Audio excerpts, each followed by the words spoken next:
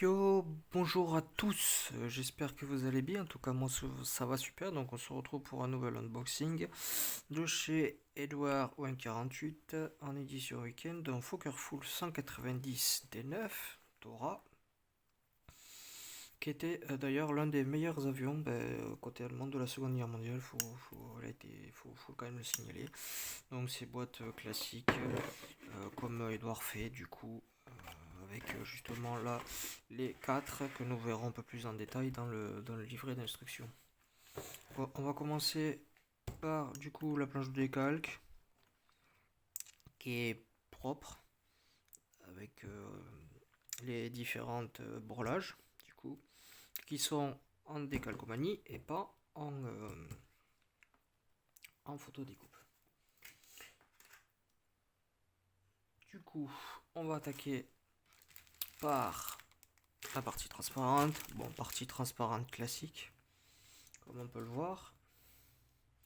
Ensuite, du coup, nous avons l'aile.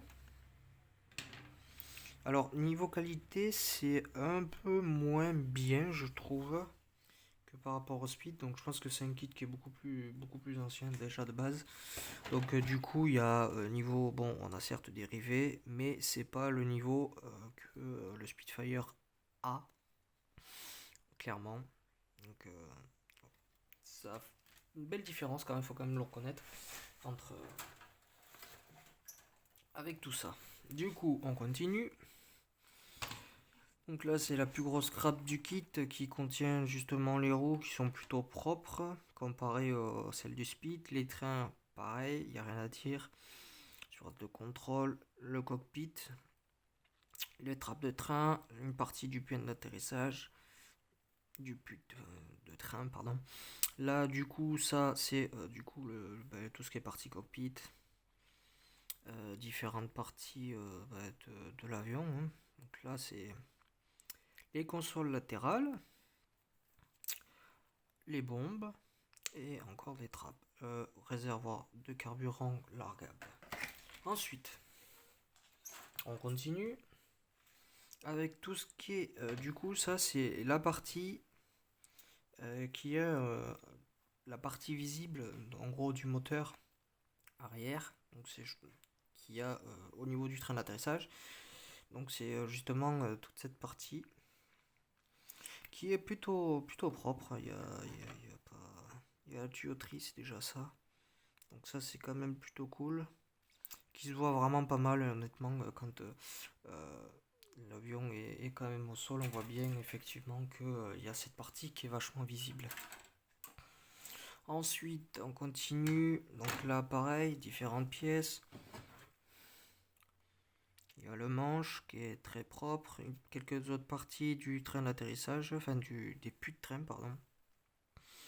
Des canons aussi, je crois que sur celle-là, les palomniers et du coup les puits d'échappement qu'il va falloir refaire entièrement, vu qu'elles n'ont pas les trous, les empores et différentes casseroles aussi qui sont proposées. Donc je pense que là du coup c'est différent, ça prouve pas, mais c'est que ça vient de différentes versions, parce que ne serait-ce que pour le D, il y a eu le D9, le D10, D11, le D12 et D13 de mémoire. Donc un qui a justement une partie qui est beaucoup plus grande. Donc la partie fuselage, donc c'est cette partie là que je montre justement du doigt, qui est un peu plus ovale et beaucoup plus grosse sur un des Dora. Pareil, donc du coup les pales qui sont propres, qui étaient assez imposantes quand même pour l'époque. Du coup le fuselage, les trappes ici, donc là c'est pour loger les canons. Et la spécificité du Dora justement c'était d'avoir la partie agrandie, parce que le moteur était beaucoup plus volumineux, et cette partie là qui venait renforcer justement la cellule de l'avion. Ça, du coup, puis de train ici aussi. Là, pareil. Alors, les capots moteurs pourront être laissés ouverts, donc ça c'est plutôt cool. Enfin, un capot moteur au niveau du. Oui, enfin, au niveau de. Enfin, du moins, si on veut rajouter le moteur. Il y a les baies d'armement qui sont visibles, donc ça c'est plutôt cool. Donc on va voir ça de suite. Du coup, on va attaquer maintenant la notice de montage. Qui est comme on a l'habitude, c'est propre. Avec le petit historique de l'avion assez succinct, pardon, qui est propre, comme d'habitude. Du coup, donc c'est le droit. Là, habituel, donc on a du coup les revues des grappes ainsi que on peut le voir en bas les peintures qui seront utilisées d'une certaine marque. Je crois que là du coup c'est comme d'habitude, c'est Monsieur Color. Ensuite, donc du coup on va commencer classiquement par le cockpit avec l'ajout du coup des consoles, du manche ainsi que de la partie centrale ici. Le siège avec les brelages qui sont en décalque. Donc pareil, ici on attaque avec du coup le tableau de bord.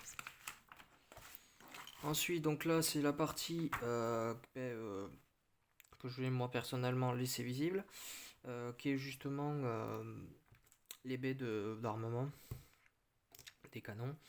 Donc ils expliquent en plus avec les angles parce que du coup on voit qu'il y a des angles particuliers qu'il va falloir respecter. Donc là c'est du coup le magasin, les canons. Et là, c'est les parties qu'il y a à l'arrière du moteur. Donc, je crois que je sais pas, je vais pas dire de conneries, donc je vais pas te dire ce que c'est, trop ce que c'est. Je crois que c'est du coup tout ce qui est partie turbo, compresseur, tout ça, qui se trouve à l'arrière, justement pour avoir un gain de puissance supplémentaire. Donc là, c'est assez bien détaillé. Du coup, il détaille énormément parce que ça va être vraiment visible quand on va du coup refermer le cockpit et on le verra au plus loin. Pareil, avec le tuyauterie. Du coup, ici, on peut justement mettre faire refermer les deux fuselages. Sincèrement, je pense que ça, je vais le remplacer parce que ça me plaît pas tellement.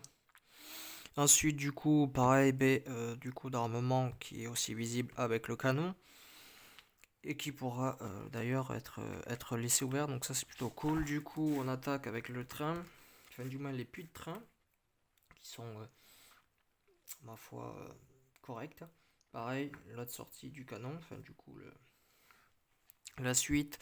Pareil ici, on finit le cockpit à ce niveau-là du coup, du moins la dernière partie avec le petit viseur. Ensuite, pareil, donc on attaque du coup les trains. Avec pareil, la particularité sur ces avions, c'est qu'il y a un angle, donc il va falloir du coup respecter. Là, simple à faire. Vous prenez un plastique, vous le mettez avec un briquet, sans faire brûler le plastique bien sûr, et vous étirez. Vous attendez que ça sèche et vous coupez, et normalement c'est assez simple à faire. Du coup, capot moteur, donc là c'est la partie où justement on va les fermer, donc tout ce casserole d'hélice, les réservoirs, je sais pas par contre si je vais mettre ça. Ensuite, hop, on attaque du coup avec tout ce qui est verrière, qui est assez bien détaillé. Les parties que l'on va pouvoir d'ailleurs laisser ouvertes, donc ça c'est plutôt cool, donc ça fera un beau présentoir, de fait de voir les baies d'armement. Ensuite, hop, du coup, premier camouflage, donc c'est en avril-mai, en 1945, donc c'est vraiment à la fin de la guerre. Donc du coup, avec l'historique d'un pilote allemand qui a fait quand même 104 victoires, ce qui est plutôt pas mal, même énorme. Ensuite, du coup, on continue pareil en 1er janvier 1945, donc je pense que ça devait être après Bundenplatte. Non, c'est Zola un peu avant ou un peu après. Du coup, camouflage, donc j'hésite encore, je pense que je vais faire le C parce que c'est d'une personne connue qui est Backhorn, février 45, qui est ici. J'aime bien ce camo, même si je préfère celui-là, mais bon, peut-être celui-là, je sais pas encore vraiment lequel que je vais faire. Et le dernier, du coup, pareil, Donc là, on est toujours en 45, donc JG26. JG26 de mémoire, je crois que c'est un escadron qu'a fait l'Afrique du Nord. Avec un certain Joachim Marseille. Il faudrait que je me remette là-dessus d'ailleurs. Sur les escadrons. Sur les escadrons allemands. Enfin, c'était pas des escadrons, mais. Voilà quoi. Du coup, les stencils, donc là il n'y en a pas beaucoup, donc ça va, même si je trouve qu'il y en a un peu plus que sur le Spitfire. Et on finit du coup avec l'aftermarket, du coup, qui est le cockpit du coup en 3D et résine aussi. Et justement tout ce qui est baie d'armement avec les roues aussi. Et ainsi que la photo découpe classique d'un intérieur pré-peint, du coup, tout ce qui est du coup classique. Du coup, voilà. Donc, la revue de boîte est terminée. Du coup, si ça vous a plu, n'hésitez pas à mettre un pouce bleu, à partager, à vous abonner aussi parce que c'est très important. Et puis voilà quoi, donc je vous dis à plus pour de nouvelles aventures. Ciao!